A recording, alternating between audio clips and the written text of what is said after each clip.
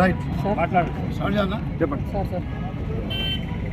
ఈ కాంగ్రెస్ పార్టీ ఎన్నికల సందర్భంలో 6 గ్యారంటీలు 420 హామీలు ఇచ్చి అధికారంలోకి వచ్చిన తర్వాత 420 రోజులు ఈ రోజుకి అవుతుంది అధికారంలోకి వచ్చి. ఈ 420 రోజుల్లో కూడా 420 హామీలలో ఒక హామీ కూడా పూర్తి చేయలేదు. మరి వారికి జ్ఞానోదయం కలిగించాలని చెప్పేసి మహాత్మా గాంధీ గారి వర్ధంతి సందర్భంగా మహాత్మా గాంధీ గారికి వినతి పత్రం అందజేయడం జరుగుతుంది. వీళ్ళు వచ్చి అబద్ధాలు చెప్పుకుంటూ ప్రజలని మభ్యపెడుతూ అప్పుడు అధికారంలోకి వచ్చారు.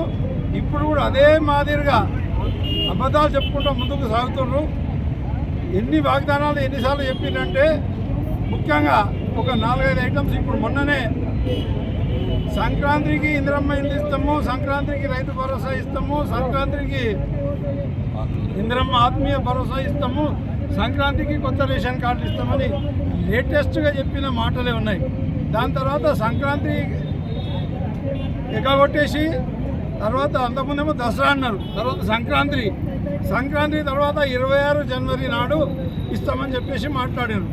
ఒక సందర్భంలోనేమో నవంబర్ 9 తారీఖు నాడు సోనియమ్మ జయంతి ఉంది, ఆ రోజు ఇస్తామని చెప్పి కూడా మాట్లాడారు.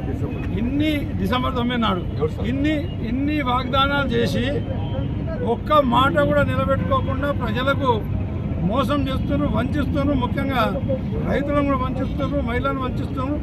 అన్ని వర్గాల ప్రజలకు వాళ్ళు ఇచ్చిన హామీలన్నీ కూడా ఒక్కటంటే ఒక్కటి కూడా నెరవేర్చకుండా వాళ్ళని మోసం చేస్తున్నారు.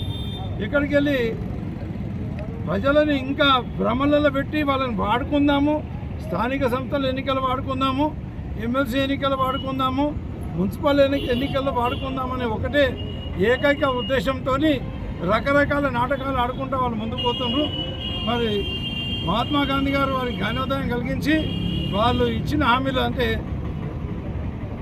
గాంధీ అని పేరు పెట్టుకొని గాంధీ గారికి అవమానం జరిగే విధంగా గాంధీ గారేమో సత్యమేవ జయత అని చెప్పేసి మన భారతదేశానికి స్వతంత్రం కొరకని పోరాటం చేసి అహింసా మార్గంలో పోరాటం చేసి దేశానికి స్వతంత్రం సాధించుకుంటే ఈ దుర్మార్గులు గాంధీ అని పేర్లు పెట్టుకొని తెలంగాణ రాష్ట్రంలోకి వచ్చేసి సోనియా గాంధీ ఒక డిక్లరేషన్ చేస్తుంది, రాహుల్ గాంధీ ఒక డిక్లరేషన్, ప్రియాంక గాంధీ ఒక డిక్లరేషన్ చేస్తారు. ఇవన్నీ డిక్లరేషన్లు అన్నీ కూడా వచ్చి బూటకం ఒక్కటి కూడా ఇప్పటి వరకు నెరవేర్చలేదు. కాబట్టి ప్రజలు ఖచ్చితంగా వీళ్ళకు బుద్ధి చెప్పే ఆలోచనలు ఉన్నారు. ఈరోజు కూడా వీళ్ళు మొన్న 26 నాడు ప్రారంభించినంటే అది కూడా ఒక నాటకమే. కేవలం మండలానికి ఒక గ్రామం అని చెప్పేసి ఈ స్కీమ్లన్నీ కూడా స్టార్ట్ చేసినట్టు చేసారు. ఈ స్కీము స్టార్ట్ చేసిన తర్వాత వాళ్ళకి తెలుసు ఎట్లా ఉన్నా ఎన్నికల కోడ్లు వస్తాయి, ఎమ్మెల్సీ ఎన్నికలు ఉన్నాయి, ఆ తర్వాత స్థానిక సంస్థల ఎన్నికలు ఉన్నాయి. కాబట్టి పుట్టి ఇట్లా స్టార్ట్ చేసి మేము ఇస్తున్నామని చెప్పేసి ప్రజలను భ్రమలో పెట్టి మరో ఓట్లు తీసుకొని అధికారంలోకి వద్దామని ప్రయత్నం చేస్తున్నారు.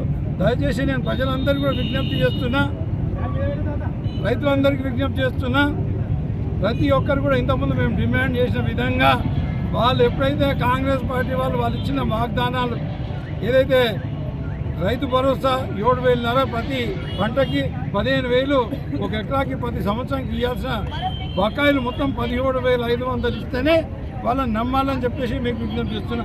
అదే వాళ్ళు చెప్పింది అదే బోనస్ కూడా ప్రతి ఒక్క పంటకు ఇస్తామని చెప్పేసి చెప్పిర్రు. ప్రతి ఒక్క పంటకు బోనస్ ఇస్తేనే రైతులు వాళ్ళని నమ్మాలి, లేకపోతే వాళ్ళని నమ్మకూడదని చెప్పేసి నేను విజ్ఞప్తి చేస్తున్నా. రైతు మన ఇందిరమ్మ ఆత్మీయ భరోసాని పేర్లు అయితే మంచి పెడతారు, ఇందిరమ్మ, సోనియమ్మ, రాజీవ్ గాంధీ, అది ఇది అన్ని పేర్లు అన్నీ మంచి పెడతారు. ఆ ఇందిరమ్మ ఆత్మీయ భరోసాలు ఏం చెప్పినంటే ప్రతి ఒక్క కూలీవాడికి 12,000 రూపాయలు ప్రతి సంవత్సరానికి ఇస్తామని అన్నారు. ప్రతి ఒక్కరి కూలి వాళ్ళకి ఇస్తలేరు. కాబట్టి వాళ్ళకు ఓటు ద్వారా రాబోయే స్థానిక సంస్థలు కానీ, మున్సిపాలిటీ కానీ, ఎమ్మెల్సీ ఎన్నికల్లో కానీ ఓటు ద్వారా బుద్ధి చెప్పాలని చెప్పేసి మా ఏవైతే కూలీ పని చేసుకునే వారు ఉంటారో వాళ్ళందరూ కూడా 90% మంది ఉపాధి హామీ పథకంలో పేర్లు నమోదు చేసుకున్న వాళ్ళందరూ కూడా వాళ్ళకు బుద్ధి చెప్పాలని చెప్పేసి నేను విజ్ఞప్తి చేస్తున్నా. ఇందిరమ్మ ఇండ్లు కూడా ప్రతి ఒక్కరికి ఇస్తామని చెప్పి మాట ఇచ్చారు. ఈరోజు ఏమంటున్నారు, లిస్టు మొత్తం ప్రతి ఊర్లో పోయి నీ ఊర్లో 200 ఇండ్లు ఇగో శాంక్షన్ అయిపోయినాయని చెప్పేసి అబద్ధాలు చెప్తున్నారు. మీకు దమ్ముంటే మీరు నీతి నిజాయితీ గల వ్యక్తులైతే అటు రేవంత్ రెడ్డి గారు కానీ, ఇక్కడ సురేష్ షెట్కర్ గారు కానీ, లేకపోతే సంజీవ్ రెడ్డి గారు ఎమ్మెల్యే గారు కానీ, మీకు దమ్ముంటే మీరు నిజాయితీగా ఉంటే మేము ఏ రకంగా అయితే ఆన్లైన్లో అన్ని పేర్లు పెట్టినామో మీరు ఆన్లైన్లో శాంక్షన్ లిస్ట్ పెట్టాలని చెప్పేసి వాళ్ళకి విజ్ఞప్తి చేస్తున్నా. ప్రజలకు మోసం చేయకండి, భ్రమలు పెట్టకండి. ఏ ఊరికి ఎన్ని మంజూరు ఇచ్చారో చెప్పండి. మీరు ఇంతకుముందు ఏవైతే 26 నాడు ప్రారంభించినరో అక్కడ కూడా పచ్చి అబద్ధాలు చెప్పారు. రాపర్తికి వెళ్ళి అక్కడ లిస్టులో ఉన్నాయని శాంక్షన్ అయినాయని చెప్పారు. అదే మాదిరిగా జూకల్కి వెళ్తే అక్కడ శాంక్షన్ అయ్యని చెప్పారు. ఇరక్పల్లికి వెళ్తే అక్కడ శాంక్షన్ అయినాయని చెప్పారు. గణపూర్కి వెళ్తే అక్కడ శాంక్షన్ అయినాయని చెప్పారు. ఈ రకంగా అన్ని మండలాల్లో కూడా ఒక్కో గ్రామం తీసుకుంటే ఇతరమైన లిస్టు ఏదైతే ఆన్లైన్ చేస్తున్న అప్లికేషన్ పెట్టుకున్నారో ప్రతి ఒక్కరికి మంజూరైందని చెప్పారు. మీరు ఒకవేళ చేసి ఉంటే, మీకు చిత్తశుద్ధి ఉంటే, నిజాయితీ ఉంటే, మీరు అబద్ధాలు మాట్లాడకపోతే మీరు ఇమీడియట్గా వాళ్ళందరికీ మంజూరు పత్రాలు ఇవ్వాలి. అదే మాదిరిగా మంజూరు కానీ వాళ్ళందరికీ కూడా మీరు ఏ రకంగా అయితే మాట ఇచ్చారో ఆ రకంగా ప్రతి ఒక్కరు కూడా ఇందిరమ్మ ఇండ్లు మంజూరు చేయాలని చెప్పేసి నేను విజ్ఞప్తి చేస్తున్నాను. రేషన్ కార్డుల విషయంలో కూడా రేషన్ కార్డులు మంజూరు చేస్తున్నామని మాట్లాడారు. ఇప్పటి వరకు 420 రోజులు అవుతుంది. మీరు 420 గాళ్ళు ఒక్క రేషన్ కార్డు కూడా ఇప్పటి వరకు ఇవ్వలేదు. మా ప్రభుత్వం అధికారంలోకి రాగానే, టీఆర్ఎస్ ప్రభుత్వం బీఆర్ఎస్ అప్పుడు అధికారంలోకి రాగానే మేము రేషన్ కార్డులు కొత్త ఇచ్చినాం. రేషన్ కార్డులకు 4 కిలోల జాగాలు 6 కిలోలు బియ్యం ఇచ్చినాం. మీరు కొత్తగా ఏమీ చేసింది ఏమీ లేదు. పూర్తిగా అబద్ధాలు చెప్పకుండా ఇప్పుడు మీరు ఎన్ని రేషన్ కార్డులు ఇస్తున్నారు, ఏ ఊరికి ఎన్ని ఇస్తున్నారు అనేది క్లారిటీగా చెప్పాలి. అదే మాదిరిగా బియ్యం కూడా ఇమీడియట్గా అలాట్మెంట్ చేయాలని చెప్పేసి నేను విజ్ఞప్తి చేస్తున్నా. మా మహిళా సోదరుమణులకు ఒక్కొక్కరికి 2500 రూపాయలు ప్రతి నెలకి ఇస్తామని మాట ఇచ్చారు. ఆ లెక్కన చూస్తే ఇప్పటి వరకు సుమారుగా ఒక్కొక్కరికి 13 నెలలు అయింది. 13 నెలలు అంటే ఎంత బకాయి ఉంటుందో అర్థం చేసుకోండి. ఎక్కువైతుంది. సుమారుగా 40,000 రూపాయలు ఒక్కొక్కరికి బకాయి పడ్డారు. 40,000 నుంచి 50,000 రూపాయలు వాళ్ళకు బకాయి పడ్డారు. అవి ఇస్తేనే మహిళమణులు కూడా వాళ్ళకు ఓట్లు వేయాలి, లేకపోతే వాళ్ళకు గట్టిగా బుద్ధి చెప్పాలని చెప్పేసి విజ్ఞప్తి చేస్తారు. మరి అదే మాదిరిగా అన్నదమ్ముళ్ళు వాళ్ళందరికీ 2,000 నుంచి 4,000 చేస్తామని చెప్పేసి మాట్లాడారు. డిసెంబర్ 9 తారీఖు నాడే పడతాయని మాట్లాడారు. కానీ ఇప్పటి వరకు ఆ 2,000 రూపాయలు కూడా సరిగ్గా ఇవ్వట్లేదు.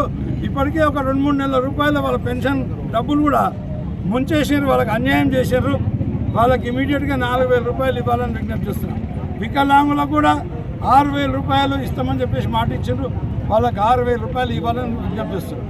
ఇంకొకటి ముఖ్యమైనది, యువతకు బాగా అబద్ధాలు చెప్పి మోసం చేసి 4,000 రూపాయలు ప్రతి మాసానికి ప్రతి నెలకు నిరుద్యోగ భృతి ఇస్తామని చెప్పారు.